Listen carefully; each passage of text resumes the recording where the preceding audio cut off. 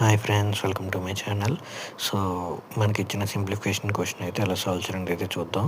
Of అంటే మనకు తెలుసు, into. So 9 2s 14, 2 2s 4 cancel అయిపోగా అక్కడ మిగిలింది 9 ఇంటూ 2, సో అది 18 ప్లస్ క్వశ్చన్ మార్క్ అని కానీ ఎక్స్ అనుకుంటే x 3/7 is equals to 150/7. So ఇటు ఎల్హెచ్ఎస్లో ఉన్న 18 ఆర్హెచ్ఎస్ సైడ్ తీసుకెళ్ళిపోతే x 3/7 is equals to 150/7 minus 18 అనమాట. సో ఇప్పుడు అక్కడ 18 ఇంటూ 7 చేస్తే 150 మైనస్ 126/7 అనమాట. సో 150 మైనస్ 126 అంటే 24.